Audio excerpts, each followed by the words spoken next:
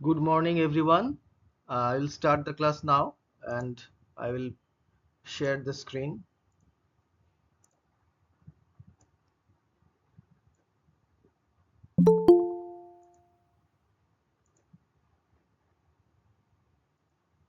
So let us start this class, My Reminiscences, and this is chapter 9, which is titled Practicing Poetry.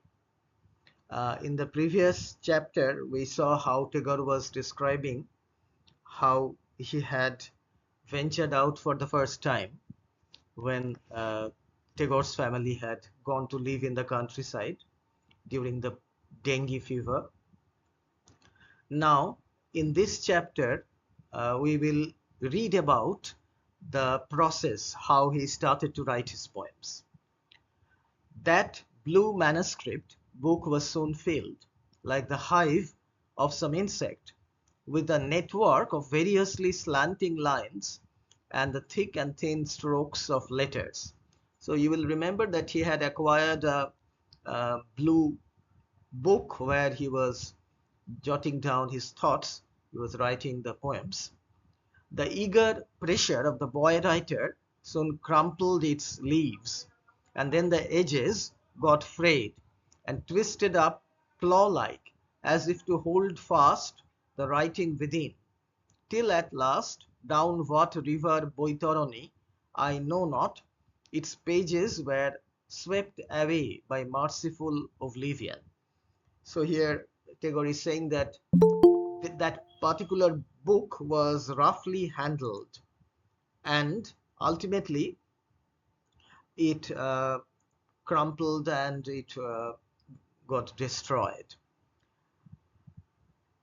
Anyhow, they escaped the pangs of a passage through the printing press and need fear no birth into this vale of woe. So whatever he had written in that book, that was lost. So those poems which were composed by Tagore during his very early years, those were lost. I cannot claim to have been a passive witness of the spread of my reputation as a poet. Though Satkari Babu was not a teacher of our class, he was very fond of me.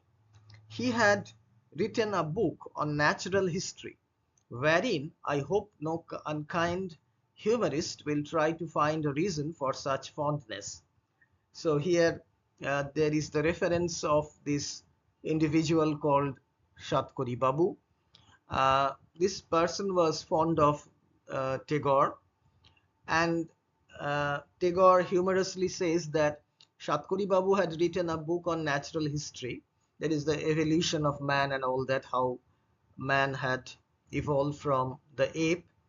So he says that perhaps he actually Tagore hoped that Satkari Babu did not look upon him as having evolved, actually the fact that he was like an ape or something like that. He sent for me one day and asked, "So you write poetry, do you?" I did not conceal the fact. From that time on, he would now and then ask me to complete a quatrain by adding a couplet of my own to one given by him. So he used to give him 4 lines, and he would ask him to complete that short poem. Uh, he would give 2 lines, and uh, Tagore would have to complete this quatrain by adding 2 lines of his own. Gobindo Babu of our school was very dark and short and fat. He was the superintendent. He sat in his black suit with his account book in an office room on the second story. We were all afraid of him, for he was the rod-bearing judge. So, Gobindo Babu, this is a reference to Gobindo Babu, who was the superintendent in the school, and he was a very strict person. On one occasion, I had escaped from the attentions of some bullies into his room. The persecutors were 5 or 6 older boys. I had no one to bear witness on my side except my tears. I won my case, and since then Govinda Babu had a soft corner in his heart for me. So once he was teased and bullied by some older boys in school, and he ran and went into Govinda Babu's room. And from that time onwards, Govinda Babu uh, became fond of the young boy. One day he called me into his room during the recess. I went in fear and trembling, but had no sooner stepped before him than he also accosted me with the question, "So you write poetry?" I did not hesitate to make the admission. So Govinda Babu had heard from someone that he wrote poetry, and therefore he asked him. He commissioned me to write a poem on some high moral precept which I do not remember. The amount of condescension and affability with which such a request coming from him implied can only be appreciated by those who were his pupils. When I finished and handed him the verses next day, he took me to the highest class and made me stand before the boys. "Recite," he commanded, and I recited loudly. So this was the occasion when Govinda Babu heard about Tagore's uh, capabilities, the fact that he was a poet, and he gave him a theme, some moral theme, which Tagore forgets here, but he actually wrote that poem, and he was taken to the highest class in the school, and he recited that poem. The only praiseworthy thing about this moral poem was that it soon got lost. So again, Tagore is humorously referring to this. Its moral effect on that class was far from encouraging, the sentiment it aroused being not one of regard for its author. Most of them were certain that it was not my own composition.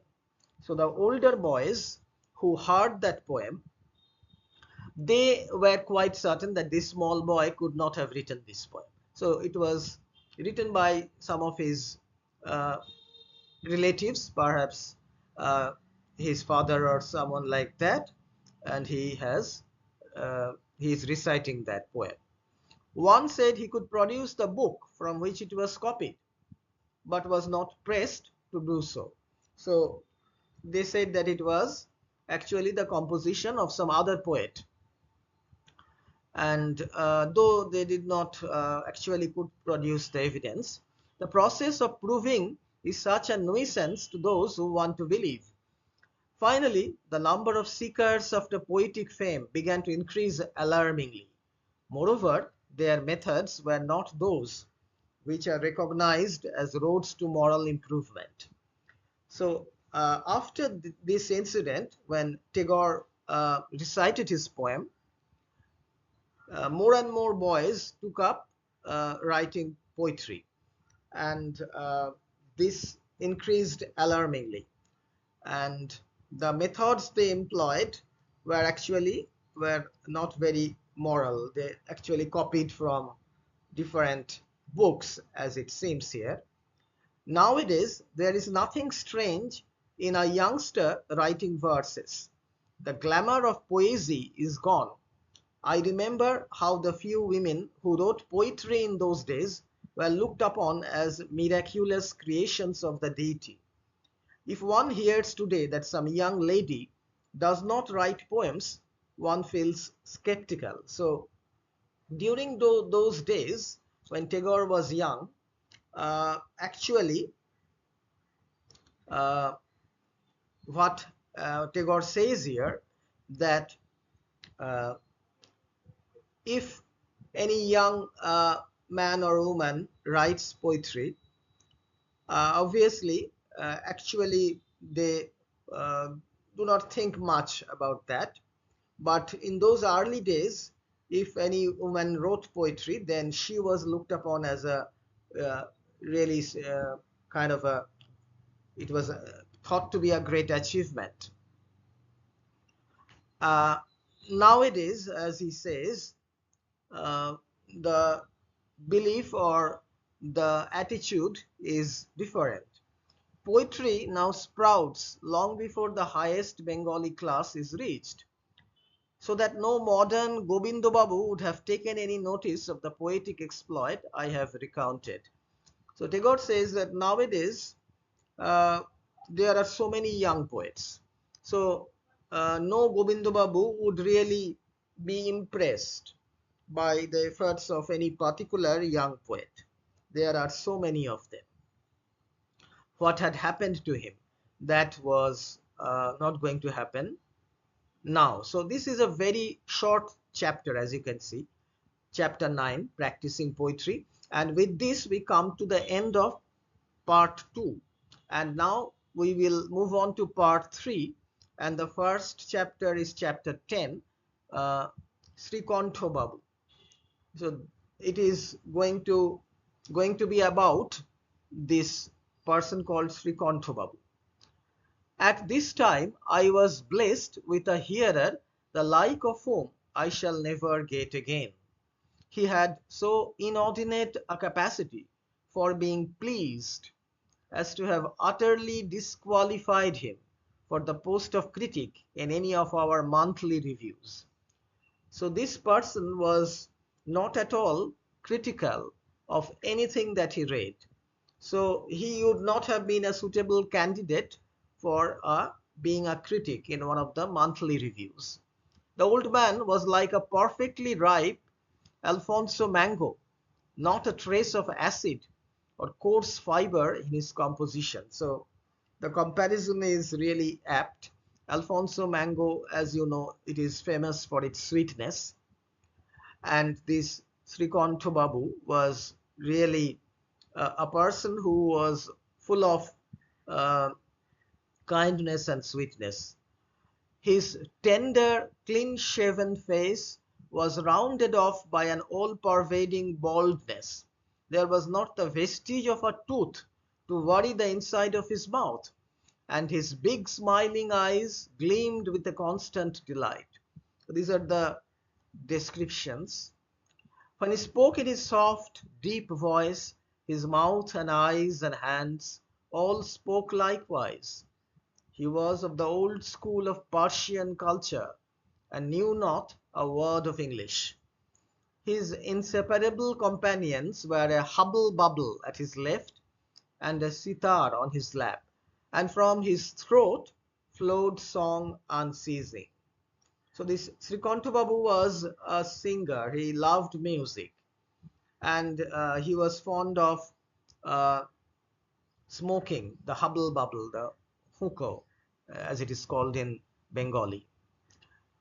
And strange thing about him was that he did not know English at all. Srikantho Babu had no need to wait for a formal introduction, for none could resist the natural claims of his genial heart. Once he took us to be photographed with him in some big English photographic studio.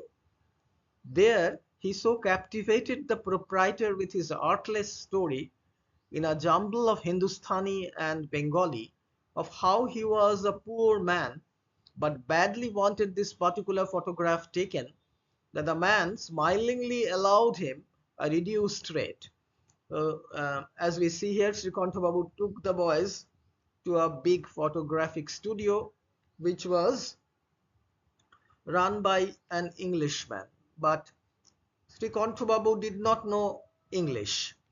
So he talked with that Englishman in Hindustani and Bengali, and his uh, the kind of way, the attitude that he displayed, it was such that ultimately the person who was in charge, he allowed Srikantho Babu to uh, pay at a reduced rate.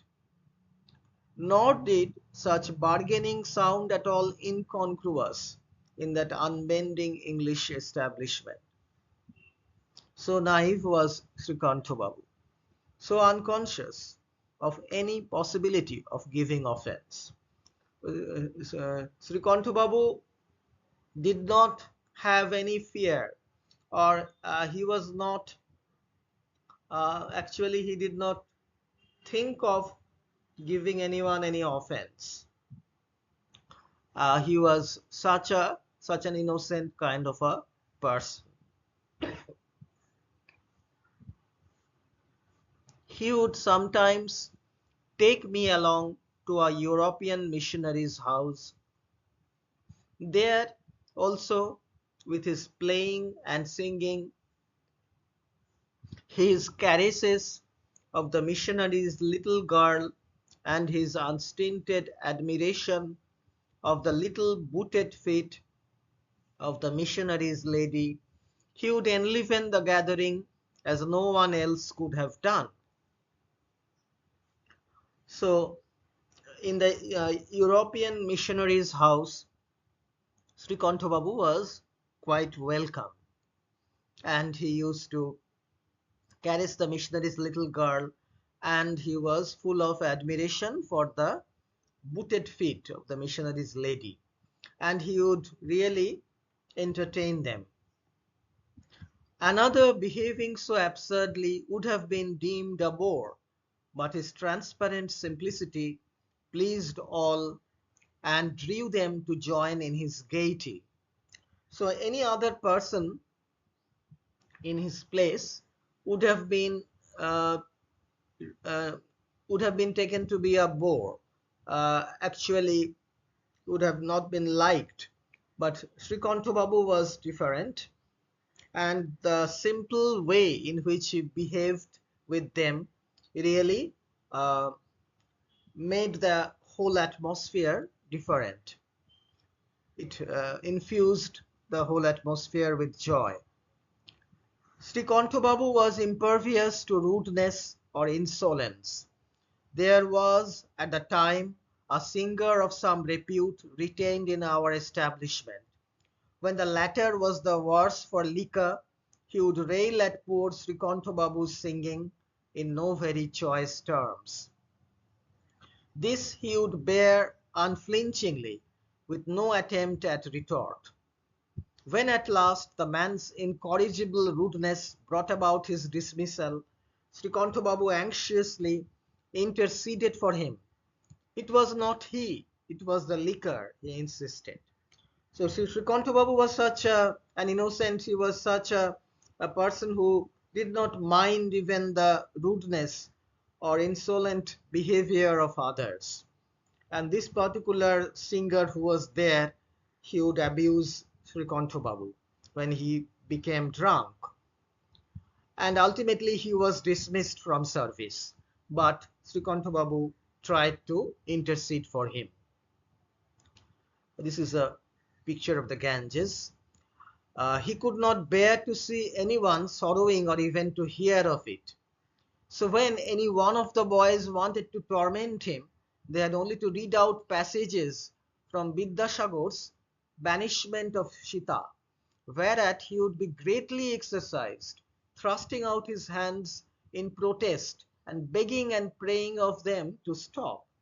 So Srikantha Babu was actually a person who could not hear any sorrowful tale, or even he was disturbed if he saw anyone crying or anyone feeling sad. He was such a kind-hearted person. And some of the boys would really, they would try to torment him by reading out passages from Vidyasagar's Banishment of Sita. This is Sita's Bonobas, a book that Ishwar Chandra Vidyasagar had written.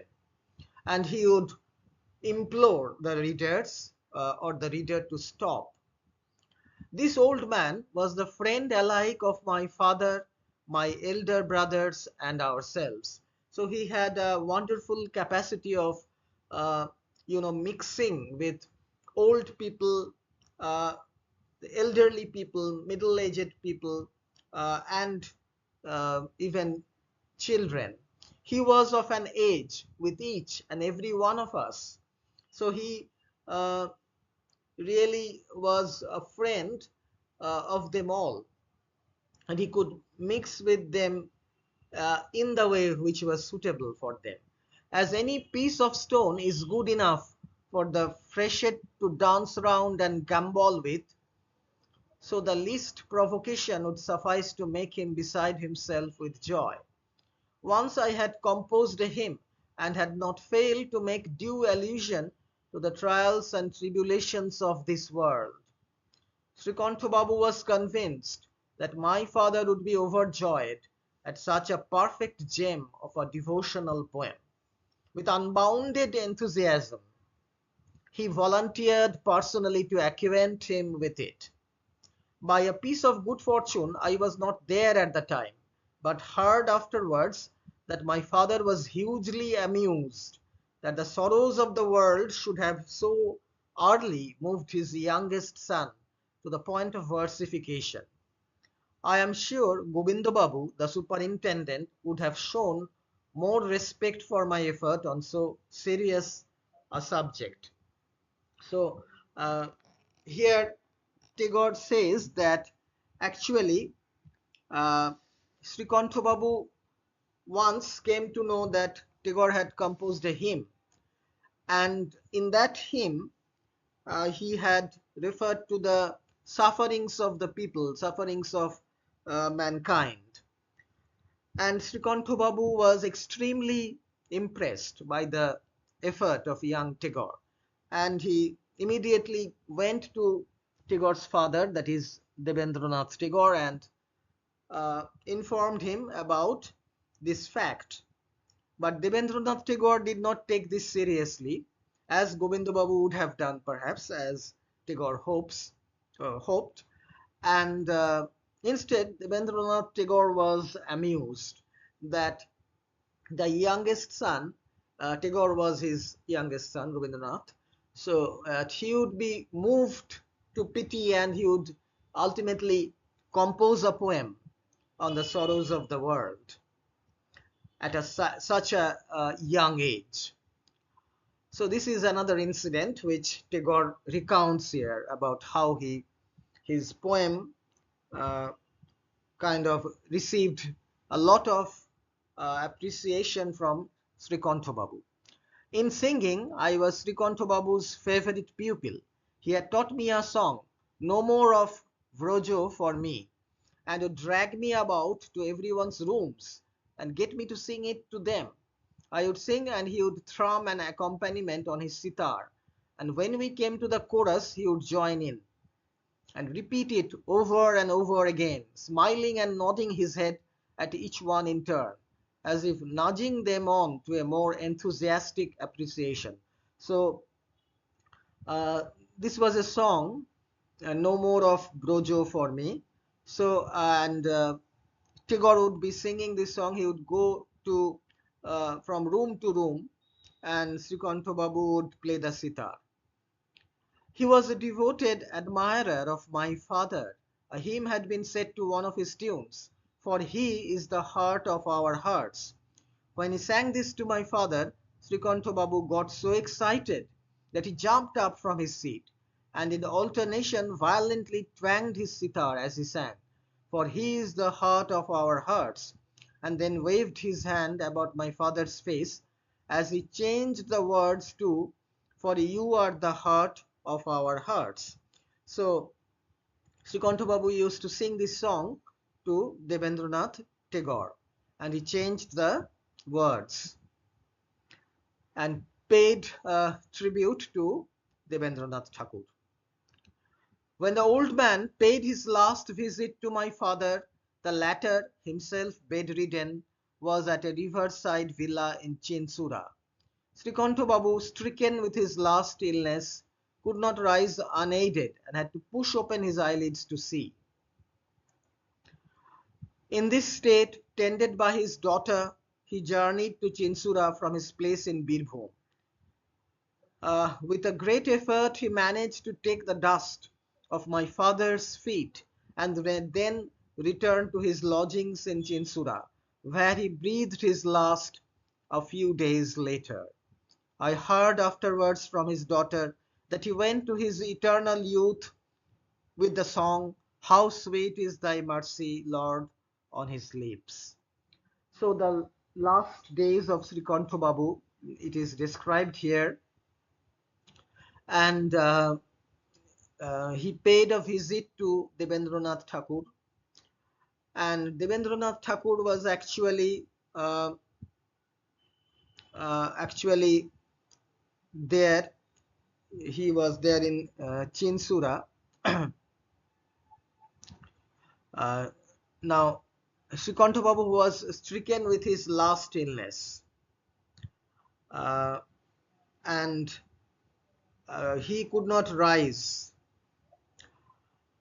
And actually, as we can see, that ultimately he was able to offer his pranam to Devendranath Tagore, and he actually was singing a hymn to God uh, with his last breath. So this is the account of Srikanta Babu in chapter 10 here, and this is an account of a very pious, a very simple and innocent person whom Tagore remembers, and he has described in detail about this person in this chapter. Next we go on to chapter 11. Our Bengali course ends. At school we were then in the class below the highest one. At home we had advanced in Bengali much further than the subjects taught in the class. We had been through Akhay Datta's book on popular physics and had also finished the epic of Meghnad Bodh. We read our physics without any reference to physical objects, and so our knowledge of the subject was correspondingly bookish. So they were reading these books on physics, but they had what is called Puthigato Vidya. In fact, the time spent on it had been thoroughly wasted, much more so to my mind than if it had been wasted in doing nothing. So Tagore feels that this study actually came to nothing. The Meghnad Bodh also was not a thing of joy to us. The tastiest tidbit may not be relished when thrown at one's head. To employ an epic to teach language is like using a sword to shave with. Sad for the sword, bad for the chin. A poem should be taught from the emotional standpoint.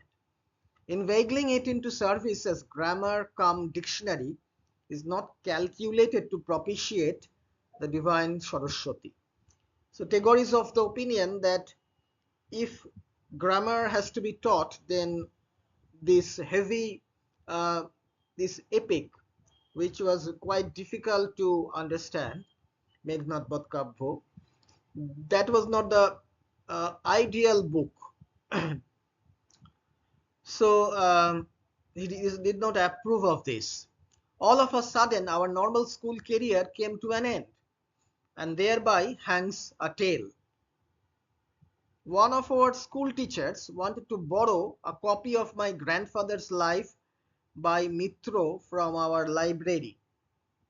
My nephew and classmate Shotto managed to screw up courage enough to volunteer to mention this to my father. He came to the conclusion that everyday Bengali would hardly do to approach him with. So he concocted and delivered himself of an archaic phrase with such meticulous precision that my father must have felt our study of the Bengali language had gone a bit too far and was in danger of overreaching itself.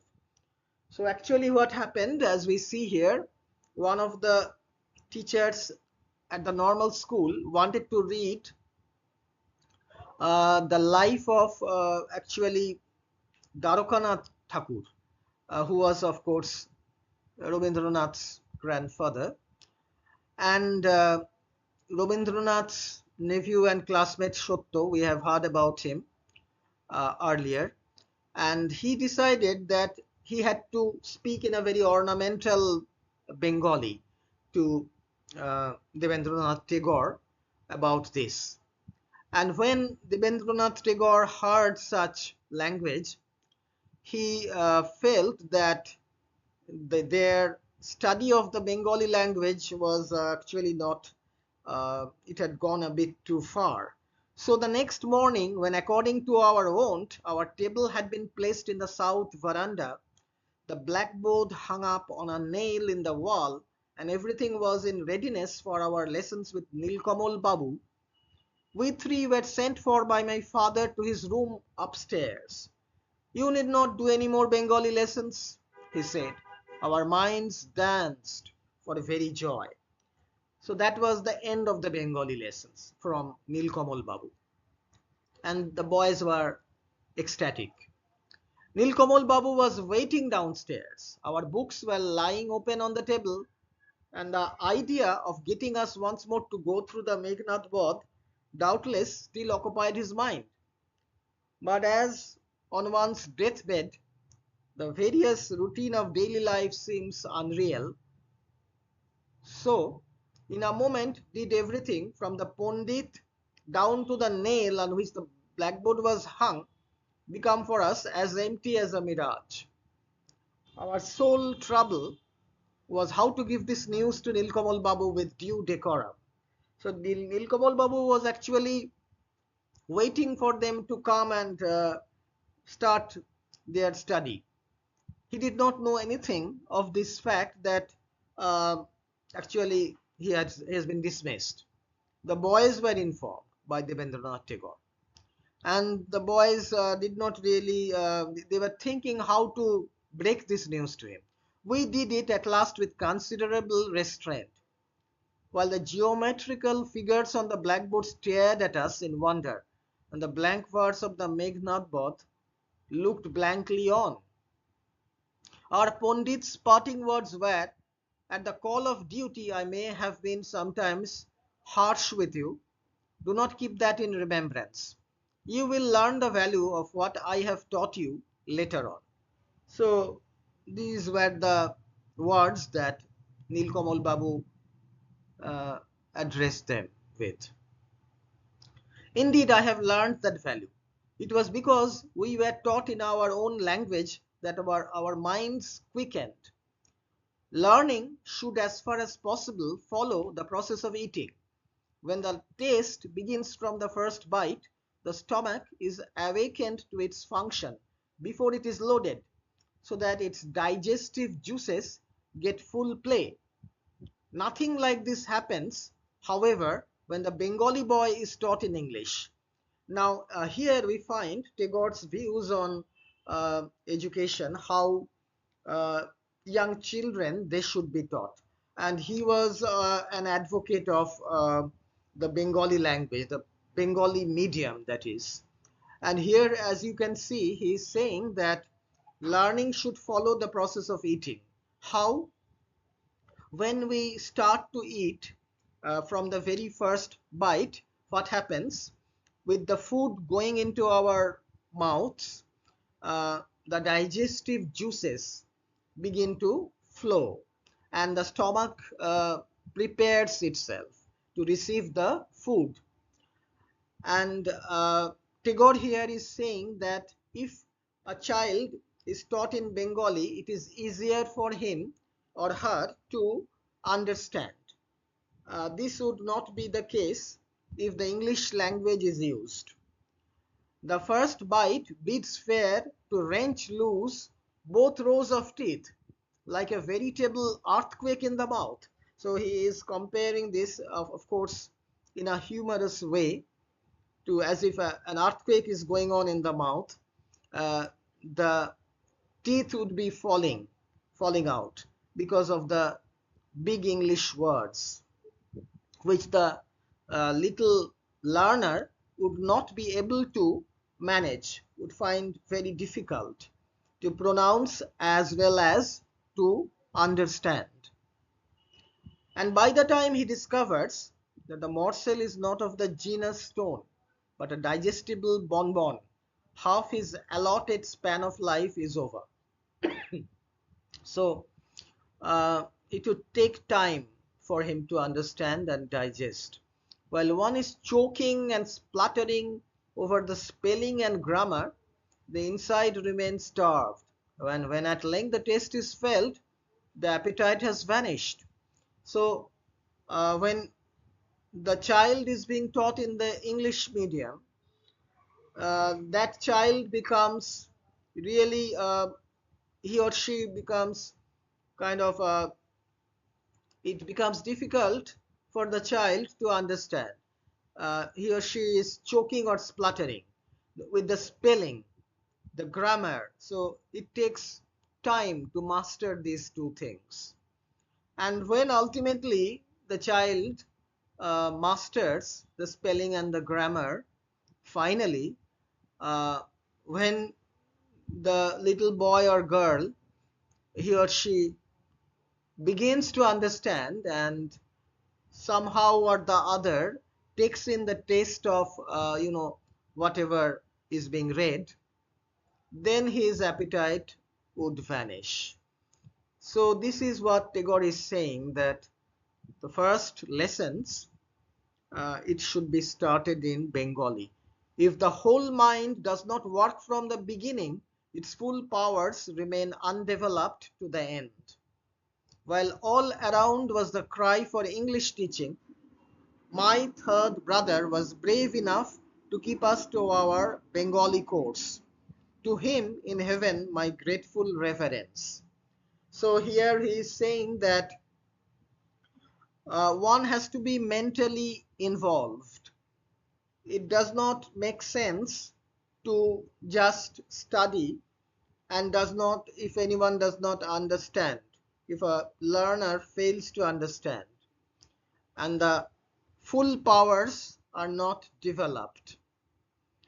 And during those times, there was this hue and cry about teaching in the English medium, but Tagore's third brother, he insisted on studying in the Bengali medium. And Tagore is saying that he is grateful and he feels really happy that his third brother took this decision, for them at least. So our Bengali course ends, chapter 11. Here you can see how their studies in Bengali, it came to an end. And towards the end of this chapter, this is also a short chapter, and you will find Tagore's views on education, how uh, the beginning should be made. Let us move on to chapter 12, the professor. On leaving the normal school, we were sent to the Bengal Academy, a Eurasian institution. So just remember the names of the schools. First, he was admitted to Oriental Seminary.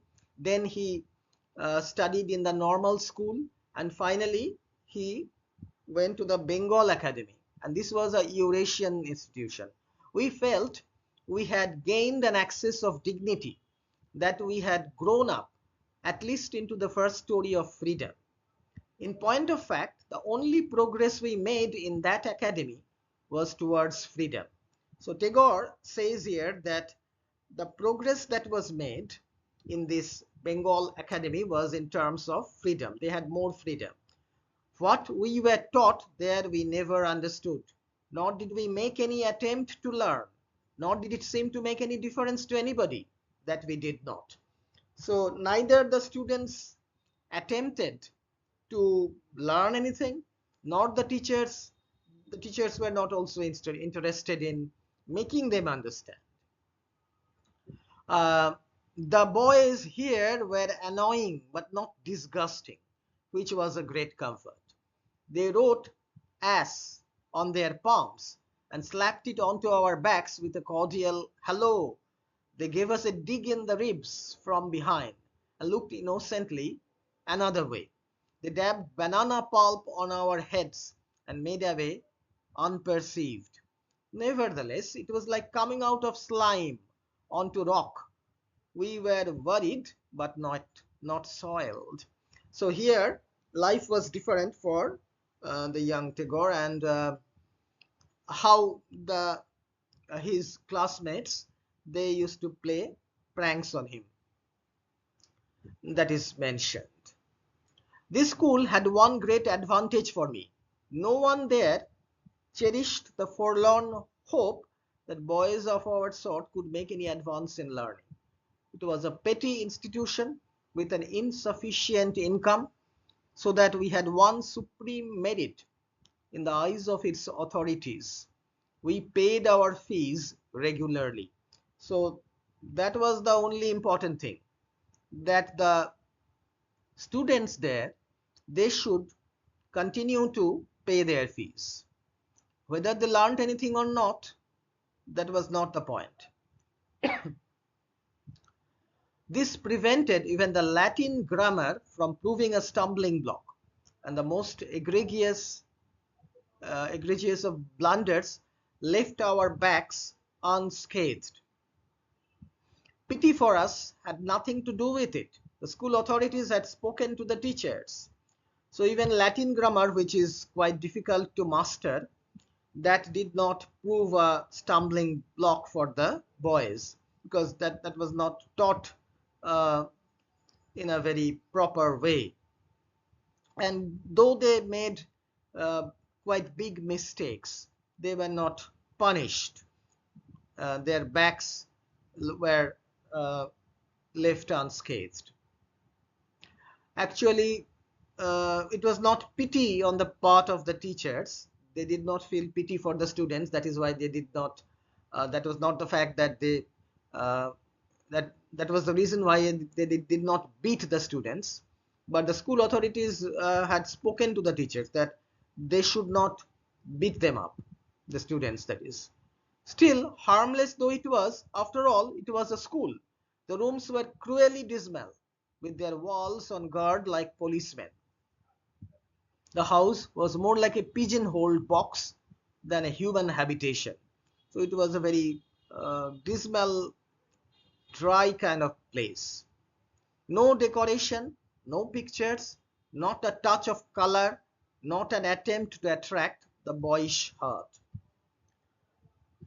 So it was not suitable for the uh, boys, the environment.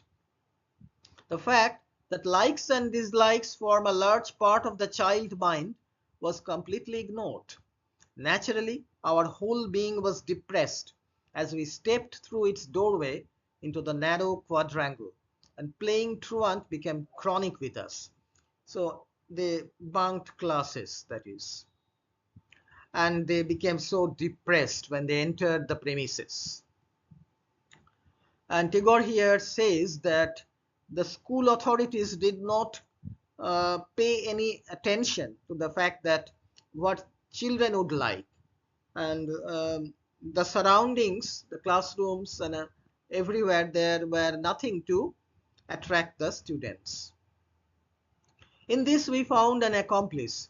My elder brothers had a Persian tutor. We used to call him Munshi. He was of middle age and all skin and bone, as though dark parchment had been stretched over his skeleton without any feeling of flesh and blood. So he was really like a skeleton.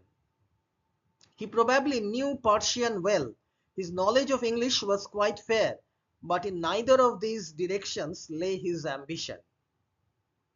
His belief was that his proficiency in single stick was matched only by his skill in song. He would stand in the sun in the middle of our courtyard and go through a wonderful series of antics with a staff, his own shadow being his antagonist. So he would be fighting against his shadow. So he was a very kind of an eccentric kind of a man. I need hardly add that his shadow never got the better of him, and when at the end he gave a great big shout and whacked it on the head with a victorious smile, it lay submissively prone at his feet. So ultimately, after the fight, finally he emerged victorious with a big shout. His singing, nasal and out of tune, sounded like a gruesome mixture of groaning and moaning coming from some ghost world. So, sorry, his singing was also not very appealing. Our singing master Vishnu would sometimes chaff him. Look here, Munshi, you'll be taking the bread out of our mouths at this rate. To which his only reply would be a disdainful smile. So he used to ridicule him, Vishnu that is, that you are really a great singer and we would be dismissed. So that was a kind of he was making fun of him, but he didn't smile, didn't mind at all. This person, this Persian tutor. This shows that the Munshi was amenable to soft words, and in fact, whenever we wanted, we could persuade him to write to the school authorities to excuse us from attendance. The school authorities took no pains to scrutinize these letters. They knew it would be all the same whether we attended or not, so far as the educational results were concerned. So it was through this person that they applied for leaves, which were granted because the school authorities did not really look at the letters or did not really scrutinize those letters. I have now a school of my own in which the boys are up to all kinds of mischief, for boys will be mischievous and schoolmasters unforgiving.